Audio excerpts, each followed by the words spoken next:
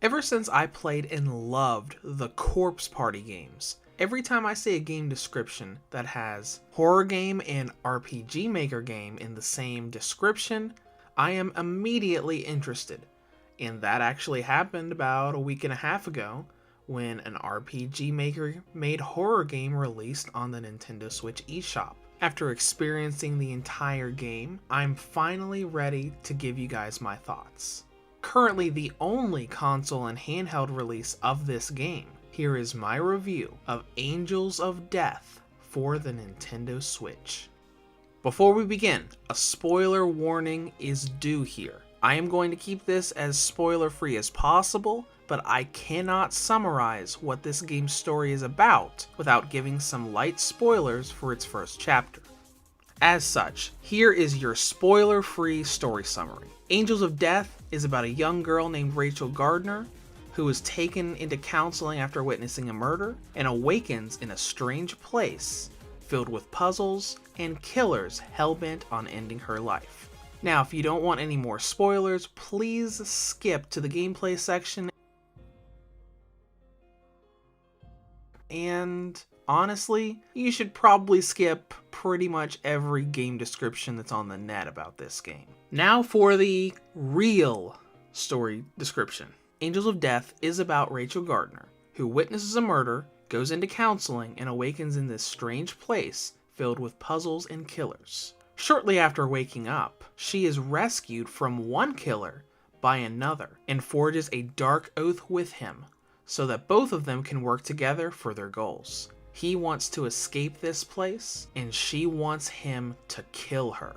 And that last aspect is one of the really interesting things about this game. Not only is the tone of the overall game dark like a lot of horror games are, but this game does a lot of things with its story that a lot of horror games don't do. Not just from the fact that its main protagonist wants a killer to murder them.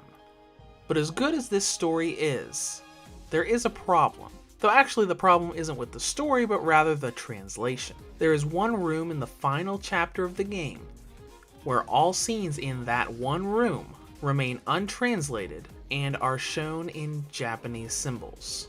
I have reached out to the publisher about fixing this, and if a fix does come, I will definitely leave a highlighted and pinned comment below to let you guys know. Now, as far as gameplay goes, it's not really that different from Corpse Party. Since it's made with the RPG Maker engine, Angels of Death is a 2D horror-themed adventure game with puzzle elements thrown into the mix. As you explore all of these 2D environments, as someone would explore the dungeons of a retro 2D RPG, you're going to be navigating and exploring, collecting items to solve puzzles, and running very quickly from various people and things that want you dead. Now, an interesting thing about this game is something that I mentioned in the intro. Angels of Death was a PC-only game for a long time. Releasing on the Switch marks its first venture into console territory, and it wasn't a multi-platform console release, meaning that this game can now only be played on a PC or on the Nintendo Switch. Now, when you're playing through the various chapters of the game, you're placed on a specific floor of this facility, and your main goal is to explore, solve puzzles, and open the way to the next floor without getting killed. This is done in pretty simple puzzle-solving fashion. As you explore the rooms, you're going to find a lot of locked doors and locked areas, but you're also going to find a bunch of items that you can add to your inventory that can be used with objects to open up those areas. And the process repeats until you finally manage to open up the elevator to go to the next floor. This is pretty simple and standard RPG Maker-like game formula. The game's uniqueness doesn't come from that, but comes from threats that appear on each floor. The game has a lot of floors for you to go through, and as such, lots of killers and lots of traps waiting to kill you. And all of these different sequences are, well, different. The game mixes things up every time a new threat appears. It starts off pretty simple, with you just having to outrun a killer until you can hide somewhere or jump to the next floor. But the further you go into the game, the more puzzle solving you're going to have to do during these sequences. It's not just going to be run from the killer, it might be hurry up and solve the puzzle of this room you're locked in before poisonous gas kills you. And all of that variation keeps all of these sequences very fresh and very unique, even from one another.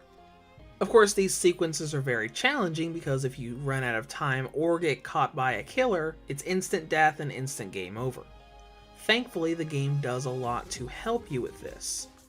Not only with hints from story scene dialogue, but also with the fact that it pops up the save menu so you can save right before each of these sequences starts. That way, if you fail, all you have to do is reload it and try again. This process repeats for a little over 8 hours, which is how long it took me to get from the beginning of the game to the end of the game. So for a $15 game, you're going to get a good amount of time out of it.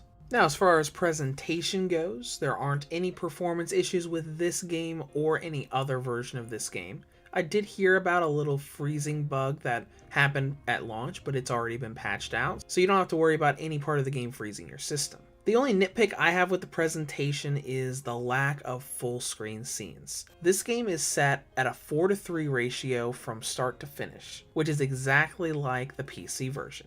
During a lot of gameplay, I never even noticed this, but during certain scenes, it became very, very apparent.